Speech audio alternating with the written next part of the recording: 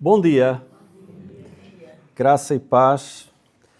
Somos gratos ao Senhor porque como igreja já fomos tão enriquecidos com este tempo que tivemos de comunhão, de cânticos, de celebrarmos e relembrarmos a morte do Senhor Jesus Cristo em nosso lugar na cruz, mas também a sua ressurreição e a sua promessa de que um dia voltará.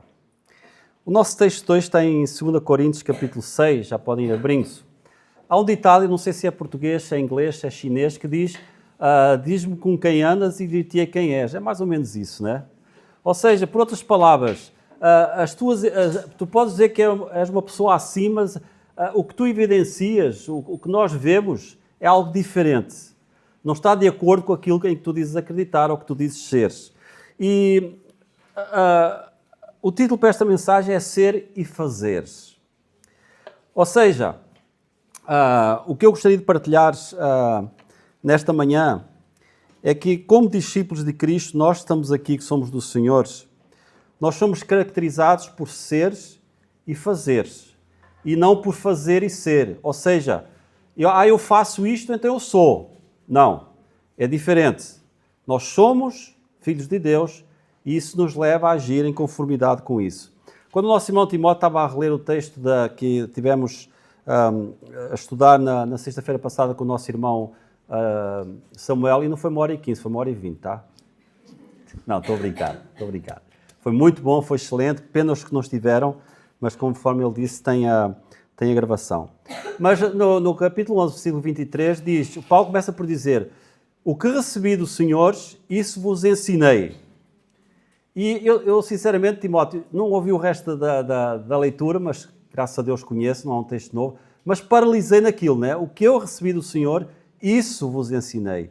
E essa é a missão daqueles a quem Deus chama para ensinar, não falar acerca do que eu penso, o que eu acho, ou talvez, mas o que Deus diz, a palavra de Deus diz que é assim.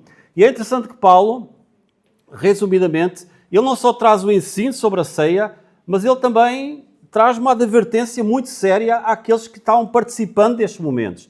Até ele não fica só por dizer, olha, celebre este tempo, mas será que você realmente é digno de fazer isso? Será que você está pronto para fazer isso? E mais uma vez aqui neste texto, nós vemos que a graça de Deus transforma quem somos para que as nossas obras revelem Cristo ao mundo. Vamos então à leitura do nosso texto.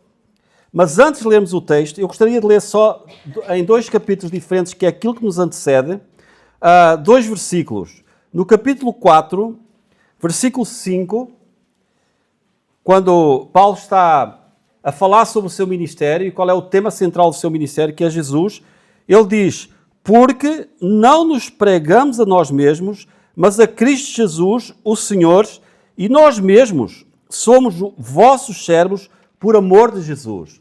Então Paulo diz, e ele fala sobre isso não só aqui, mas em várias das suas cartas: eu estou pregando a Cristo, eu sou servo de Cristo. Eu não estou aqui para me autopromover ou para ser conhecido por ser um fundador de muitas igrejas ou qualquer coisa do género. Não, eu estou aqui porque eu sou servo do Senhor Jesus Cristo. E depois, no capítulo 5, ainda, e aí iremos ao nosso texto, a partir do versículo 17 até o versículo 20, ele diz assim: assim que se alguém está em Cristo, nova criatura é. As coisas velhas já passaram, eis que tudo se fez novo. E tudo isto provém de Deus, que nos reconciliou consigo mesmo por Jesus Cristo e nos deu o ministério da reconciliação. Isto é, Deus estava em Cristo reconciliando consigo o mundo, não lhes imputando os seus pecados, e pôs em nós a palavra da reconciliação, de sorte que somos embaixadores da parte de Cristo, como se Deus por nós rogasse. Rogamo-vos, pois, da parte de Cristo, que vos reconcilieis com Deus. E aí o capítulo 6, então, versículo 1 até o versículo 10 diz: e nós, cooperando também com ele, vos exortamos a que não recebais a graça de Deus em vão.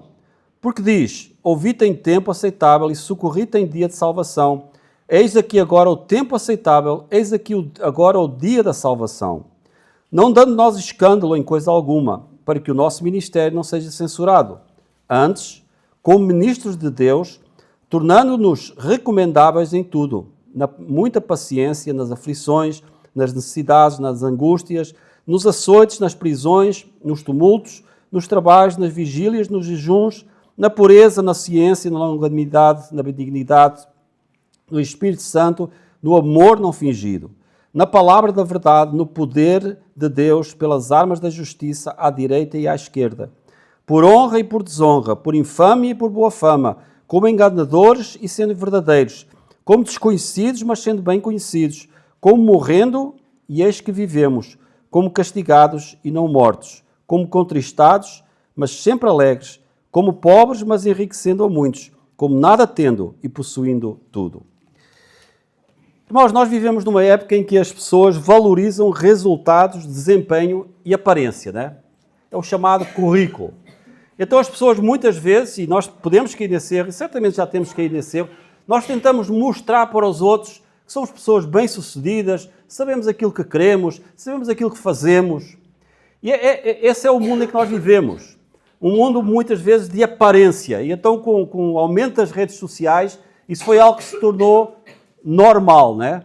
Se a gente quer conhecer alguém, e muitas vezes sabemos que as pessoas que aparecem como bem-sucedidas, como conhecedoras de muitas coisas, às vezes ao vermos a vida delas, vemos que não é nada daquilo que elas dizem ser ou dizem viver. E normalmente é o que eu disse, o mundo pergunta, o que é que você faz, né? Não sei se já vos aconteceu isso. Eu, por exemplo, se chegar para o irmão Samuel e perguntar, eu sei o que é que ele faz. O que é que o irmão faz? Eu sou consultor imobiliário. Se eu sei o que é um consultor imobiliário, eu não vou dizer, o que é que um consultor imobiliário faz? Eu sei que o consultor imobiliário trata do imobiliário, né? Compra e venda de casas e várias coisas. Estive esta semana numa reunião com o irmão Samuel e aprendi um pouco mais sobre aquilo que eles sabem. Mas quando nós perguntamos para alguém nos pergunta para nós, o que é que você é? O irmão Rui foi professor, né? Irmão Rui, o que é que você é? Eu sou professor. É? O que é um professor, né? Nós sabemos o que é um professor. Dá aulas. Tem que se preparar, tem que estudar. Então, muitas vezes essa pergunta vem. E o Evangelho, porém, pergunta primeiro, quem você é em Cristo? Quem você é em Cristo? Você é um filho de Deus? Ou você é apenas um religioso que até acredita em Deus, até concorda com algumas coisas que ouve da palavra de Deus? Quem você é em Cristo? E se eu digo, eu creio que eu sou um filho de Deus, Cristo me salvou, então a pergunta seguinte é, e o que é que tu fazes com isso? Em toda a Escritura, Deus trabalha de dentro para fora. Primeiro muda o coração, transforma-nos e depois muda a nossa vida. Ou seja, primeiro o ser e depois o fazer, não o contrário. E foi exatamente esse o erro dos fariseus, né? Eles faziam muitas coisas religiosas, mas os seus corações estavam longe de Deus. Lá em Mateus capítulo 23, nós vemos Jesus várias vezes dizer, ai de vós, fariseus, ai de vós, vocês são um sepulcro aberto, vocês aparentam ser piedosos, ser profundos conhecedores das Escrituras, ser praticantes, ai de vós, ai de vós, ai de vós. O lamento e a advertência do Senhor é, vocês aparentam ser algo que vocês não são. Vocês ensinam os outros para fazer aquilo que vocês não fazem. E esse é um confronto que eu quero confessar, irmãos, que eu como pregador muitas vezes vivo de forma intensa. E Deus muitas vezes confronta o meu coração quando eu estou preparando algo ou lendo algo. Por isso eu parei há pouco no início do versículo 23 do capítulo 11 de 1 Coríntios. Recebi do Senhor ensino. Mas se eu recebi do Senhor, essa mensagem tem trazido impacto à minha vida ou eu apenas ensino, né? Se eu apenas ensino, as palavras de Jesus para os fariseus são para mim também. Ai de ti, Berto, né? Ensinas os outros e não vives essa realidade. E isso é uma luta que nós temos e travamos todos os dias. No contexto de 2 Coríntios, Paulo está defendendo o seu ministério e mostrando que o verdadeiro servo de Cristo não é conhecido apenas pelo que realiza, mas pelo caráter moldado pela graça. Ou seja, Paulo traz, e nós vamos ver isso, várias vezes a atenção daqueles a quem ele estava a escrever, dos seus ouvintes. Olha, o importante para mim não é dar o relatório daquilo que eu fiz. É a transformação que Deus tem trazido à minha vida e aquilo que eu sou hoje. E ele usa várias palavras que nós vamos ver já a seguir. Então, neste texto, Paulo apresenta as marcas do discípulo, Ou seja, um discípulo que é e que faz. E em primeiro lugar, versículo 1, Paulo valoriza a graça. Veja que ele diz, e nós cooperando também com ele, vos exortamos a que não recebais a graça de Deus em vão. Paulo não está a dizer que um verdadeiro salvo perde a sua salvação, tá? Há algumas doutrinas que não vêm da palavra. A palavra de Deus é muito clara acerca disso. Salvos uma vez, salvos para sempre. A grande questão que às vezes traz dúvida à mente das pessoas é que as pessoas muitas vezes dizem, eu sou salvo, mas não demonstram isso. Em momento algum. Eu lembro uma vez, numa igreja que fui pregar, há muitos anos atrás, alguém que era membro dessa igreja chegar para mim e dizer, olha, eu concordo com aquilo que você disse, mas aqui eu sou uma coisa, lá fora eu sou outra. Então eu quando saio daqui, eu vou à minha vida, e depois eu soube que era alguém que tinha uma vida completamente contrária aos ensinos das Escrituras. E às vezes há esse conceito, eu venho aqui, então eu faço parte desta comunidade, né? Mas a palavra de Deus é muito clara. Para aqueles que são salvos pelo Senhor Jesus Cristo, ele diz, vos exortamos a que não recebais a graça de Deus em vão. Por outras palavras, irmão, se Deus te salvou, vive essa realidade. Demonstra essa realidade. Trabalha para que os outros possam ver o que é realmente alguém transformado por Cristo. Nós não somos perfeitos. Ninguém é perfeito. Mas Deus é perfeito. E Ele quer nos aperfeiçoar. Nós sabemos que muitas vezes nós olhamos para nós mesmos e dizemos, Senhor, mas há tanto tempo que o Senhor está a trabalhar na minha vida e ainda tenho isto. E Deus diz, eu estou a trabalhar. Continua. Deus nos libertou do poder do pecado. Não do pecado em si, porque o pecado está presente em nosso corpo, né? Nós temos essa tendência, estamos rodeados no mundo debaixo do pecado, então por isso nós ansiamos pela presença do Senhor. Então a Bíblia ensina que a perseverança dos santos é fruto da graça eficaz de Deus. Ou seja, qual é, para mim, a garantia de que eu realmente sou filho de Deus? Porque eu creio que Jesus veio e morreu por mim e ressuscitou. Eu confessei Jesus como Senhor e já lá vão 53 anos. Eu continuo firme no Senhor, porque eu sei em quem tenho crido. Então é a chamada perseverança dos santos, ou seja, nós continuamos, mesmo olhando para nós, dizendo, Senhor, olha, perdão, outra vez, né? Olha, eu pequei contra o Senhor. Senhor, olha, eu já devia conhecer mais a Tua palavra do que eu conheço. Senhor, eu devia testemunhar mais do que eu testemunho. Senhor, ajuda-me. Mas nós continuamos olhando para o Senhor. E o apóstolo alerta contra uma profissão de fé vazia e sem frutos, né? Aqui é uma coisa, lá fora é outra. E quais são as evidências? Eu não vou perguntar aqui, mas aqui é uma pergunta para cada um de nós, né? Quais são as evidências? A graça não apenas salva do pecado, ela ensina a abandonar o pecado. Ou seja, a palavra de Deus diz que nós somos salvos, né? Não estamos mais debaixo de condenação, mas também nos ensina como abandonar. Receber a graça em vão significa ouvir o Evangelho, participar de uma igreja e até exercer atividades religiosas sem experimentar uma transformação verdadeira. Nós podemos estar tremendamente envolvidos em ministérios, até aqui na igreja local, mas nunca tivemos uma vida verdadeiramente transformada. Infelizmente, irmãos, e a nossa oração e a minha oração é que aqui, porque esta é a nossa igreja local, esta é a nossa comunidade, é onde o Senhor nos colocou, não possa haver alguém que esteja a correr esse risco de achar porque está aqui, porque tem feito alguma coisa, isso é suficiente. Nós sabemos, há muitas mais coisas que precisam ser feitas para evidenciar essa fé que nós temos no Senhor Jesus Cristo. Em Tito capítulo 2, eu gostaria de ler esta passagem, Tito capítulo 2, a partir do versículo 11, antes de Hebreus, é um livro pequenino que às vezes nós passamos assim por cima, entre 2 Timóteo e Hebreus, diz assim, Tito 2, versículo 11,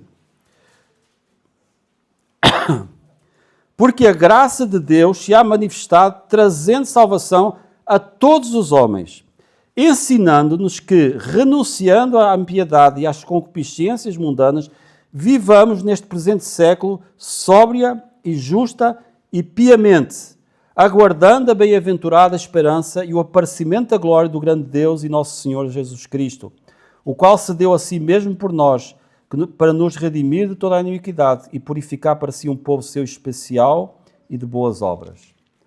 Deus não só nos salvou, mas Deus quer nos separar daquilo que outrora nos dominava, o diabo.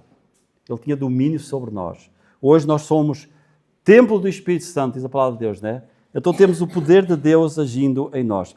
Calvino dizia o seguinte: Cristo não justifica ninguém sem também santificá-lo. Cristo não justifica ninguém sem também santificá-lo. Ou seja, a graça mudou apenas minha posição diante de Deus ou também mudou o meu modo de viver? Minha fé produz obediência. Será que isso é algo que está presente no meu coração? E quando há algo que eu faço e que eu sei que não é do Senhor, eu me humilho nos seus pés, eu peço perdão, eu peço, Senhor, ajuda-me a não repetir isso. Será que essa fé que nós dizemos ter no Senhor Jesus Cristo tem trazido alguma transformação à nossa vida? Ou somos como éramos antes, não é? Despreocupados, pecamos, não lemos a palavra de Deus, por vezes passamos dias e dias que nem a abrimos, não oramos. Qual o resultado, qual as evidências do ser na sua vida?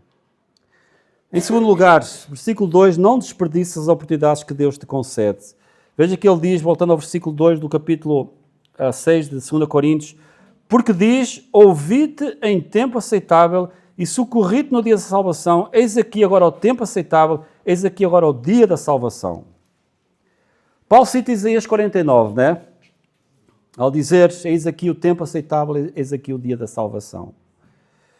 Mostrando que na obra de Cristo chegou o tempo do cumprimento das promessas. Nós vimos isso no panorama do Antigo Testamento, né? Apontando para Cristo, apontando para Cristo, apontando para Cristo, apontando para Cristo.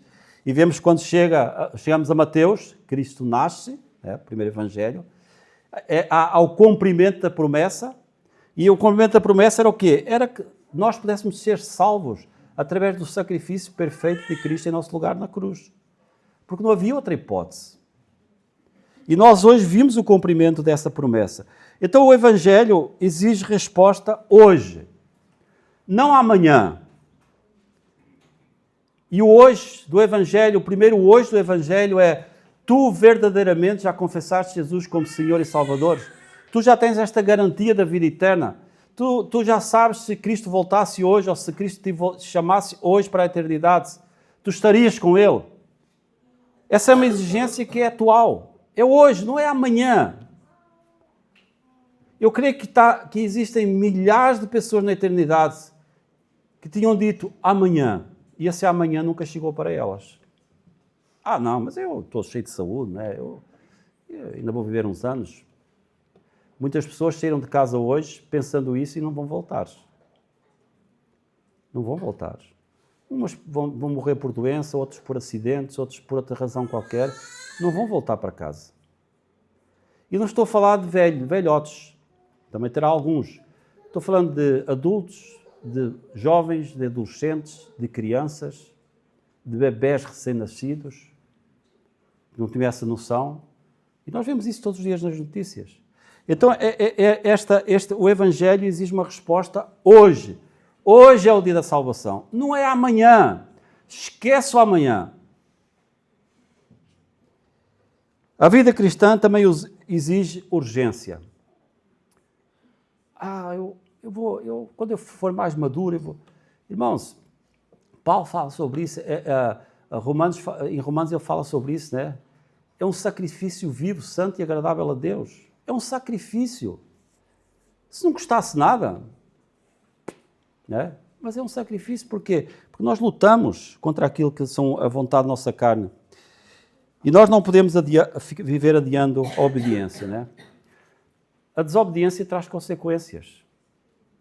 É assim em todas as áreas da vida, né? Não só no que toca à fé. Efésios 5 diz que remindo o tempo porque os dias são maus, né? Nós sabemos que o tempo passa muito rápido.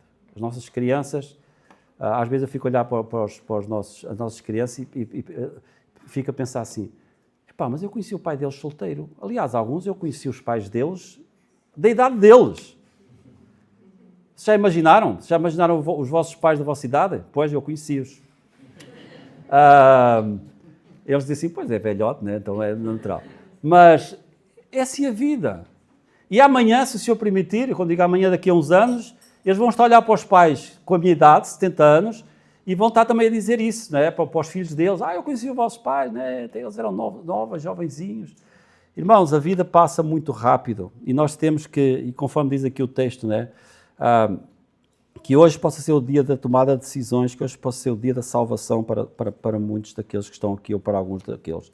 A nossa agenda, conforme eu disse, irmãos, pertence ao Senhor. Não adies o arrependimento, não adies a reconciliação, não adies o serviço. Eu me lembro, há uns anos atrás, um irmão dizia para mim, eu quando me reformar, eu vou dedicar-me inteiramente a servir o Senhor. Ele já se reformou, só que ele não está em condições de servir o Senhor como ele gostaria. Né? É doença, são dificuldades. Não espere se reformar para dizer, quando eu me reformar vou ter mais tempo livre, aí sim. Não, é hoje. Este é o tempo que o Senhor nos chama a servi-lo. Não adies a evangelização, não adies as oportunidades que Deus te dá. O dia é hoje, não amanhã. Em terceiro lugar, não sejas motivo de escândalo. Paulo começa a dizer no versículo 3, não dando nós escândalo em coisa alguma, para que o nosso ministério não seja censurado. Paulo sabia que a vida do mensageiro nunca pode contradizer a sua mensagem. Infelizmente, muitas pseudo-igrejas evangélicas às vezes têm sido notícia mais pelos escândalos que produzem do que pelos frutos que deviam produzir. E nós também corremos esse risco. Não pensemos que nós somos imunes a isso. O diabo, nosso inimigo, ele anda ao redor, né? Ele procura, de alguma forma, atacar a igreja. Nós temos falado até em presbitério, e às vezes com a equipa de ministério, às vezes quando as coisas estão muito bem, nós temos que ficar preocupados, né? Porque, cuidado, né? Não vamos descansar e dizer, está tudo tão bem na igreja em Partilhó, isto é tudo, são todos uns santos, não dão trabalho nenhum, não há murmuração, todos leem a Bíblia, não faltam os cultos. Não é assim, né? Há muito trabalho para fazer. Mas muitas vezes nós temos essa tendência e mais, Paulo diz aqui, olha, e não seja um motivo de escândalo. Não seja você motivo para que alguém não venha nesta igreja local para ouvir o Evangelho porque conhece você lá fora. E diz, são todos iguais. Né? Há uns anos atrás eu ouvi isso, não desta igreja de contexto, mas numa outra igreja. Então Paulo sabia que o mensageiro nunca pode contradizer a sua mensagem. Em Mateus 5 nós lemos que o Senhor Jesus dizendo, vejam as vossas boas obras e glorifiquem a vosso Pai. Ou seja, ele estava dizendo para os discípulos, olha, que as pessoas possam ver a vossa vida e aí trazer glória ao nome do Senhor, né? Porque vem a transformação que Deus tem trazido à vossa vida. A pergunta talvez seria, o meu comportamento fortalece ou enfraquece o meu testemunho? Quando Deus me dá a oportunidade de falar a alguém de Cristo, será que eu sei que eu posso falar porque essa pessoa me conhece e sabe como eu vivo? Ou eu calo a minha boca porque diz, olha, é melhor não falar porque ele até me conhece, né? Eu já falei isso, mas eu vou repetir que temos aqui pessoas novas. Mas logo após a minha conversão, eu tinha um grande amigo que se chamava Filipe. E fazíamos muitas coisas juntos, como descrentes, né?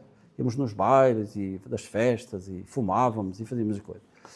E eu me converti com 17 anos e não deixei logo tudo isso, né? Continuei a ir a algumas festas com eles. E uma vez eu era muito amigo dele e falei daquilo que tinha acontecido na minha vida e comecei a ler as Escrituras, né? Olha, eu agora sou assim, sou um crente, olha. E eu estava a ler e ele, Alberto, espera aí. E eu falei assim, o que é que foi, Filipe? Olha, tu dizes que os crentes fazem isso, mas tu não fazes isso. E aquela foi a primeira grande mensagem que eu recebi de um descrente, né? Então, mas estás a dizer que crente é e tu não fazes? E, irmãos, essa é a realidade. As pessoas veem, elas olham. Às vezes nós não nos apercebemos disso, mas elas estão atentas àquilo que nós fazemos. Então, a pergunta é, será que o nosso comportamento fortalece ou enfraquece o nosso testemunho? Nós vemos na palavra de Deus que as boas obras nunca salvam, né? Mas sempre acompanham quem foi salvo. Elas não salvam, mas elas sempre acompanham quem foi salvo. Em quarto lugar, nós estamos quase caminhando para o final. Se necessário, sofre por Cristo. versículos 4 a versículo 6. Antes, como ministros de Deus, tornando-nos recomendáveis em tudo, na muita paciência, nas aflições, nas necessidades, nas angústias, nos açoites, nas prisões, nos tumultos, nos trabalhos, nas vigílias, nos jejuns, na pureza, na ciência, na longanimidade, na benignidade, no Espírito Santo, no amor não fingido. Paulo apresenta as suas credenciais, né? Paulo não diz assim, olha, eu sou um homem tremendamente bem-sucedido. Já preguei muito o Evangelho, já houve igrejas que tiveram o seu começo porque eu fui lá e testemunhei acerca de Cristo. Ele não fala do crescimento numérico, né, daquilo que Deus tinha feito através dele. Ele não fala da fama que ele tinha, né? Ele era conhecido nas igrejas. Paulo não começa a puxar dos galões, né? Como às vezes nós temos a tendência. Eu faço isto. Se não fosse a igreja em Parelhó e eu não estivesse lá, não sei se seria como é. Aqueles pensamentos que às vezes varrem o nosso pensamento. Mas Paulo diz o quê? Ele não veio falar sobre isso. Ele não estava interessado nisso. Ele fala de perseverança, ele fala de tribulações, de necessidades, de privações, de prisões, de açoites, de jejuns. Ou seja, Paulo quer transmitir àqueles irmãos o seguinte: servir a Cristo tem os seus frutos, mas há um preço a pagar. Tem os seus frutos. E Paulo disse, olha, os frutos eu não preciso falar sobre eles porque eles estão aí, né? Por outras palavras. Mas olha, não tem sido fácil. Às vezes eu quero desistir. E certamente Paulo era ser humano como nós e muitas vezes pensou em desistir. Porquê? Eram prisões, eram tribulações, eram necessidades, eram açoites, tanta coisa. Irmãos, há um preço a pagar.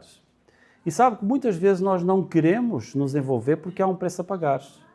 Aqui talvez no contexto em que nós vivemos, não é o preço de prisões, de açoites, mas é o preço de nós darmos tempo para servir o Senhor.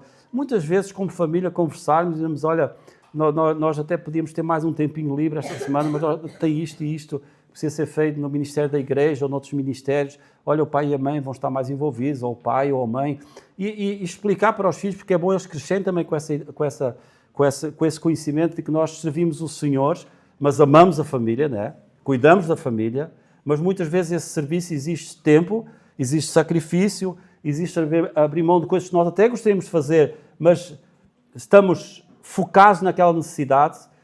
Tudo faz parte da obra do Senhor. E Deus nos chama, nos dá esse privilégio. Então, irmãos, nós precisamos também transmitir isso aos nossos filhos, para que eles cresçam, vendo, olha, meu pai e a minha mãe, olha, estão envolvidos na obra de Deus, olha, Deus tem abençoado, pessoas têm confessado Jesus como Senhor. Olha, os acampamentos do Palhal estão a acontecer porque o meu pai e a minha mãe, os meus tios foram lá, montaram as tendas, limparam o terreno, fizeram isto. Mas isso exige tempo, sacrifício, não é? Mas é tudo em prol da obra do Senhor. É o fazer, não é só o ser, é o fazer. Isso traz os seus frutos. E Paulo dizia, olha, é fácil? Não é. Né? Não é. Às vezes eu preferia estar numas termas, né, a apanhar uma águazinha e tal, do que ter que fazer. Mas Deus nos chama a isso. E principalmente, eu queria destacar aqui a perseverança. A obra de Deus não acontece de um dia para o outro. A obra de Deus enfrenta muitas vezes oposição, precalços, situações inesperadas, mas Deus não esconde esse facto de nós. E nós temos um grande exemplo, não só no Senhor Jesus Cristo, porque Ele veio para realizar a obra perfeita de Deus para a nossa salvação, e foi um homem de dores, que sofreu.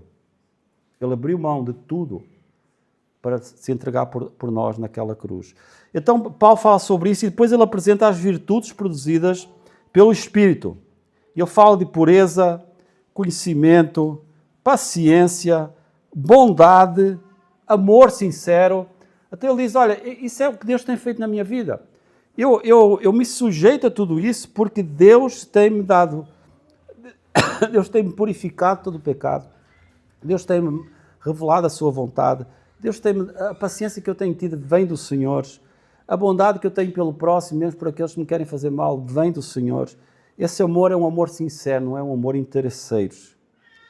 E o sofrimento não significa abandono de Deus. Deus não abandona, né? Deus se faz presente. Deus é o nosso Deus. Às vezes nós olhamos para as palavras de Jesus que diz Deus meu, né? Porque me abandonaste. Não é que Jesus estava dizendo que o Pai tinha o abandonado. Ele estava demonstrando o peso que ele sentia como consequência de dar a sua vida por nós naquela cruz e se sentir só. Se sentir só naquele momento. Mas Deus não abandona. Deus é Deus. Deus está em todo lugar. Deus está na mais alta montanha e no mais profundo dos vales. É isso que diz o Salmo 23. Então, Romanos, capítulo 5, diz que a tribulação produz a paciência. Eu gostaria de ler este texto em Romanos. É um pouquinho antes, então podemos lá esticar rápido. Romanos, capítulo 5. Também é um texto que certamente, se não todos, a maioria de nós conhece. E fala que frequentemente é o caminho escolhido por Deus para aperfeiçoar os santos. Ele diz a partir do versículo 3 do capítulo 5 de Romanos: e não somente isto, mas também nos gloriamos nas tribulações, sabendo que a tribulação produz a paciência, e a paciência a experiência, e a experiência a esperança. E a esperança não traz confusão, porquanto o amor de Deus está derramado em nossos corações pelo Espírito Santo que nos foi dado. Veja a sequência, né? Qual é o propósito da tribulação? Produzir paciência, né? Produzir paciência. E a paciência produz o quê? Experiência. Nós não desistimos só porque está sendo difícil. E a experiência é a esperança. A esperança. Essa é a esperança que nos mantém firmes seguindo o Senhor. Todo o sofrimento do crente possui um propósito soberano. Deus tem um propósito em tudo o que nos acontece. Dói? Às vezes dói. Às vezes nós preferimos que não acontecesse. Mas Deus tem um propósito. Todas as coisas contribuem para o bem daqueles que amam a Deus. Você pergunta, mas porquê? Às vezes eu não sei dizer porquê. A única coisa que eu posso dizer é Deus diz que tem um propósito. E que é para o teu bem. É para o meu bem. Em quinto lugar e último lugar, irmãos, versículo 7 até o versículo 10. Mesmo derrotado diante do mundo, você é vencedor diante de Deus. Na palavra, na verdade, no poder de Deus, pelas armas da justiça à direita e à esquerda, por honra e por desonra, por infâmia e por boa fama, como enganadores e sendo verdadeiros, como desconhecidos, mas sendo bem conhecidos, como morrendo e eis que vivemos, como castigados e não mortos, como contristados, mas sempre alegres, como pobres, mas enriquecendo a muitos, como nada tendo e possuindo tudo. Esta é uma das listas mais impressionantes do Novo Testamento. Parece que há uma contradição absoluta naquilo que nós vemos, não é? Paulo apresenta os paradoxos do Evangelho. Veja, ele diz honra e desonra, boa fama e má fama, pobres, mas enriquecendo a muitos, entristecidos, mas sempre alegres, nada tendo, mas possuindo tudo. Então aqui parece que um paradoxo, não é? Nós estamos anunciando as boas novas do Evangelho, nós estamos anunciando que só Cristo salva, nós estamos levando a mensagem mais importante que o mundo precisa ouvir e mesmo assim experimentamos tudo aquilo que é contrário a isto, não é? Muitas vezes os homens nos desonram, os homens, esses protestantes, não querem nem saber, não é? São os coitados, mas enriquecendo a muitos, não é? Coitados, não gozam a vida, mas sempre alegres, nada tendo, mas possuindo tudo. Possuímos a maior riqueza que o mundo pode dar, ou que Deus pode dar a cada um daqueles seres que Ele criou. A salvação em Cristo. Tudo passa. Cristo permanece para sempre. A palavra de Deus permanece para sempre. Aqueles que são seus vão permanecer para sempre, não num lugar de condenação, mas numa eternidade com Deus, de glória indescritível, pela qual nós aguardamos dia após dia. O mundo avalia pela aparência. Deus avalia pela fidelidade. O mundo olha para nós e diz, são os coitados. Deus diz, não. São povo escolhido. São sacerdotes, né? São embaixadores.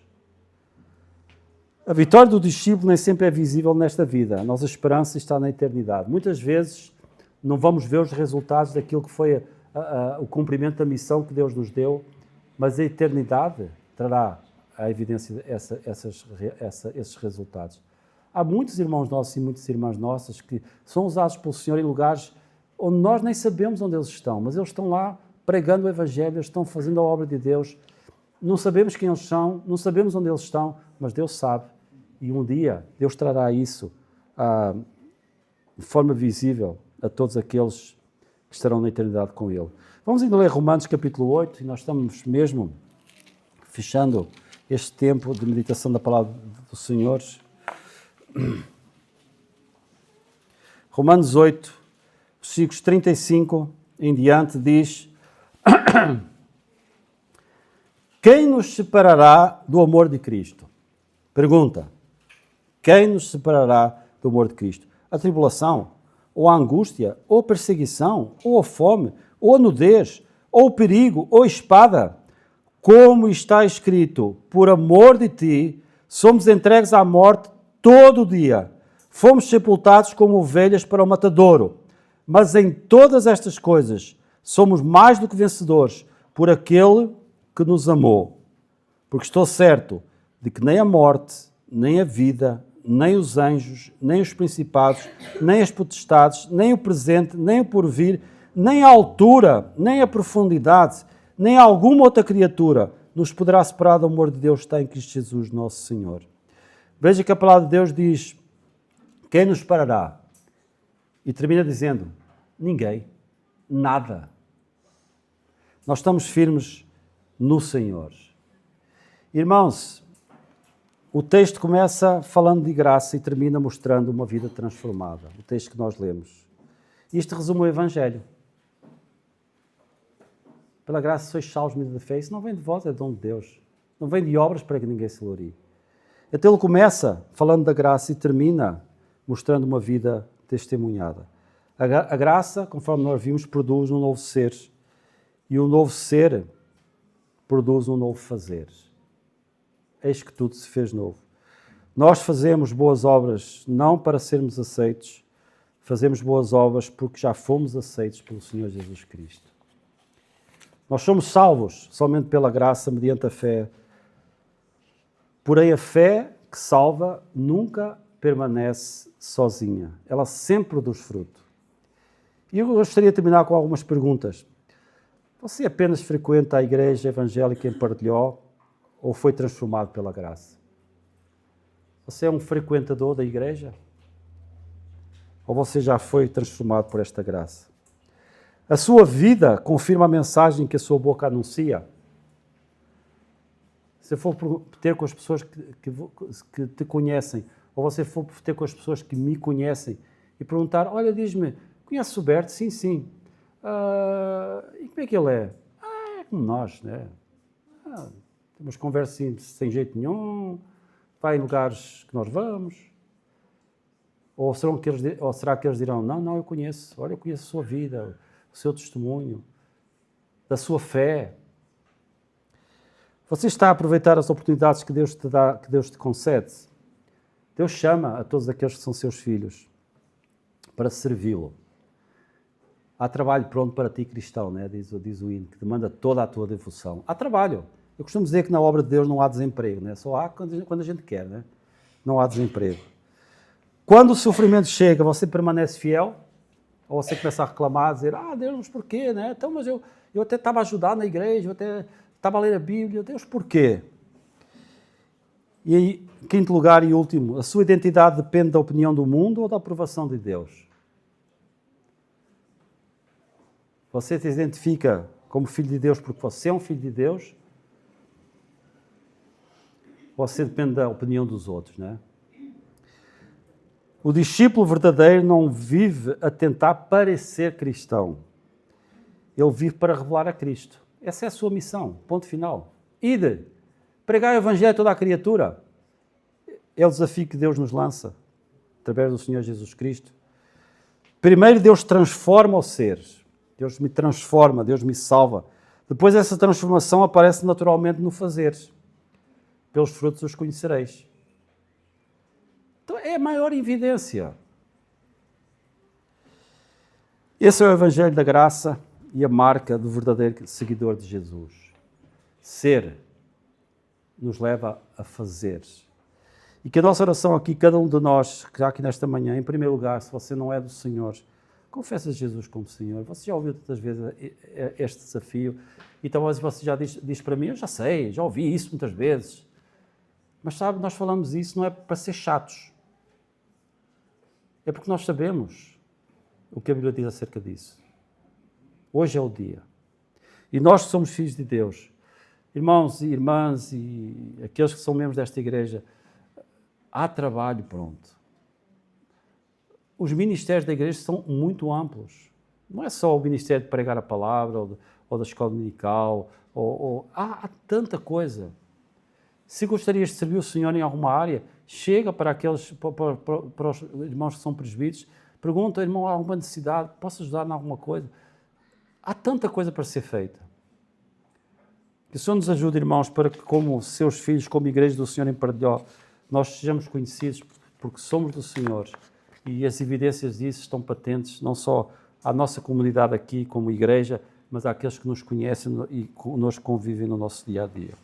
O Senhor nos abençoe e que possamos realmente orar para o Senhor nos ajudar a colocar em prática o ensino da sua palavra.